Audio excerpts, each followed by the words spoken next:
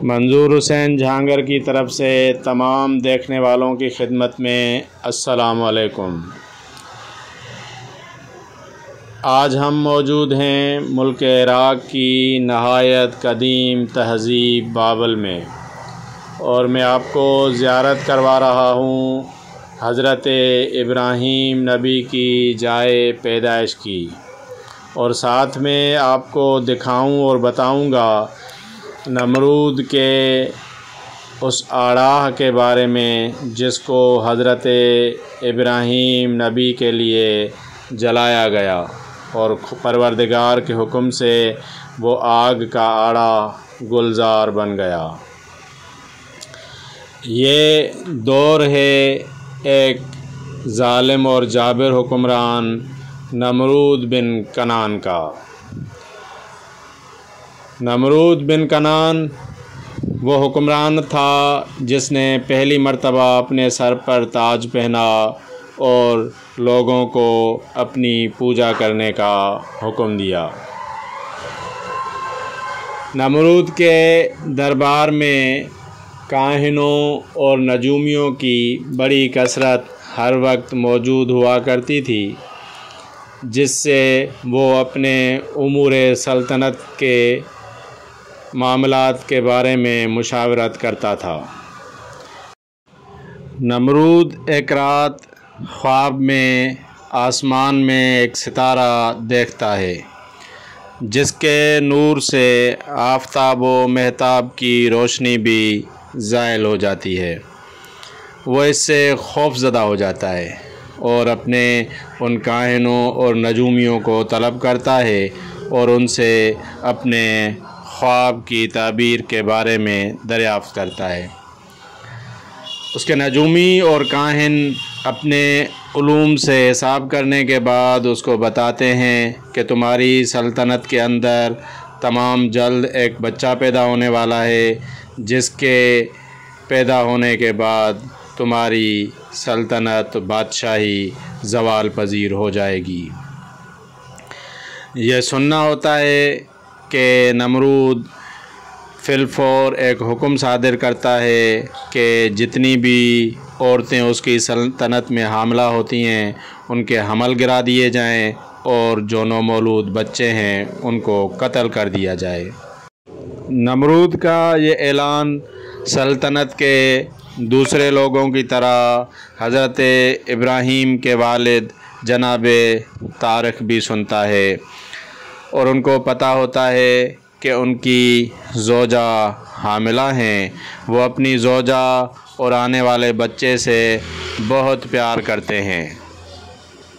جناب طارق چرواہے ہوتے ہیں، اور وہ اپنے بکریوں اور بھیڑوں کا ریوڑ ساتھ لیتے ہیں اور شہر سے دور ایک قریہ میں جا کے بس جاتے ہیں۔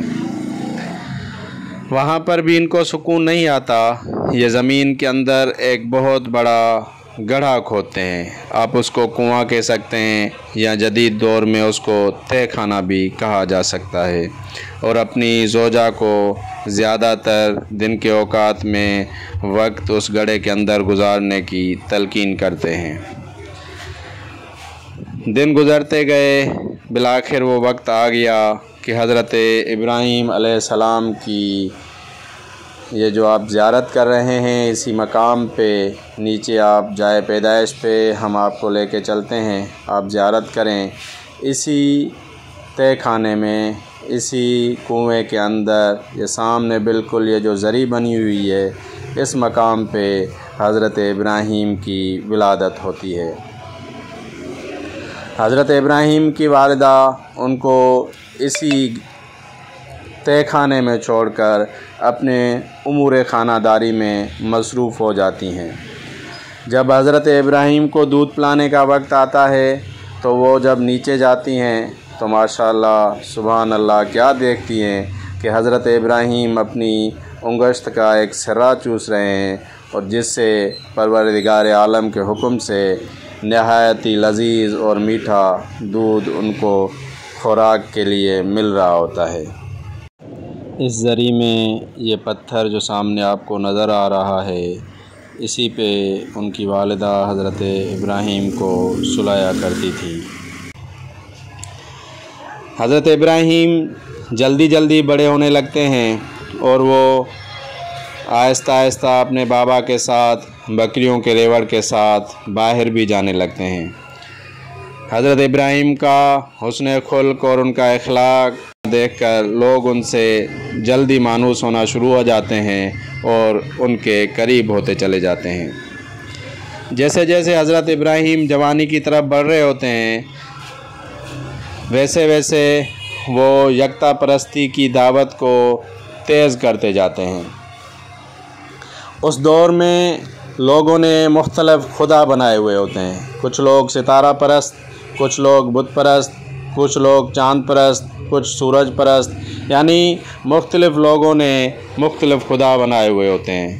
تو حضرت ابراہیم اپنے دلیلوں سے آہستہ آہستہ ان کو سمجھانے لگتا ہے کہ چاند جب طلوع ہوتا ہے، جب پیدا ہوتا ہے تو اس کے ختم ہو جانے کے بعد آپ کس کو خدا مانو گے؟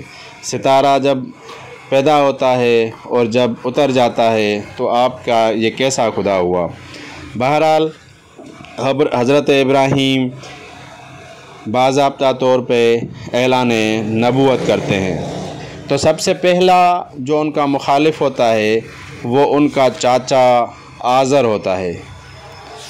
آزر حضرت ابراہیم کی صرف مخالفت ہی نہیں کرتا بلکہ وہ دشمنی پر اتر آتا ہے اور نمرود کو جا کر اس بات پہ اکساتا ہے کہ ابراہیم کو قتل کر دینا چاہیے ورنہ وہ بہت بڑا نقصان کر دے گا۔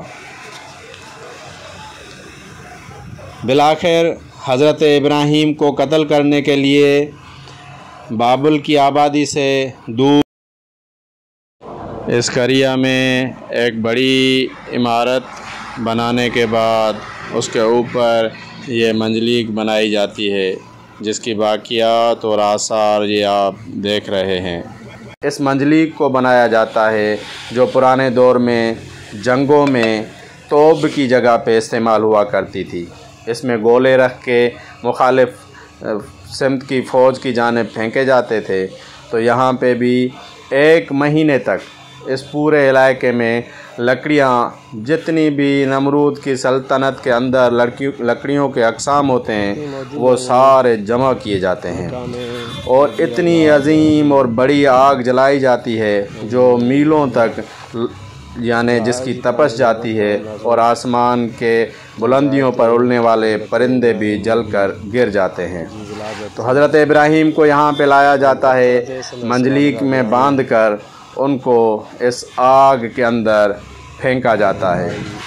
جب حضرت ابراہیم کو آگ میں پھینکا جاتا ہے تو اس وقت حضرت ابراہیم کے لبوں پہ حسبی اللہ و نعم الوکیل کا ورد ہوتا ہے۔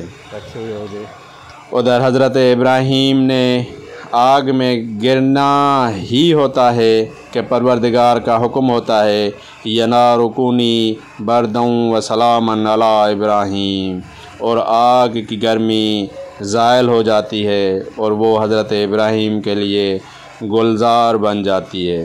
حضرت ابراہیم جیسے ہی اس آڑاہ میں گرتے ہیں تو سوائے رسیوں کے جلنے کے حضرت ابراہیم کو کوئی تکلیف نہیں پہنچتی۔ ہم بھی پروردگار سے دعاگو ہیں کہ حضرت ابراہیم کے صدقے میں آپ اور ہم سب کی مشکلات ایسے ہی آسان فرمائے، ہمیں بھی وقت کے نمرودوں سے اپنی پناہ میں رکھے اور ہماری ہدایت فرمائے۔ اب یہاں پہ آپ سے چاہوں گا اجازت، انشاءاللہ ملتے ہیں کسی اگلی ویڈیو میں۔ اگر آپ کو میری یہ ویڈیو اچھی لگی ہے تو پلیز کمنٹ سیکشن میں اپنی رائے دیجیے گا، اور ابھی تک اگر میرا چینل سبسکرائب نہیں کیا تو اس کو سبسکرائب کر دیں اور لائک اور شیئر بھی کر دیں۔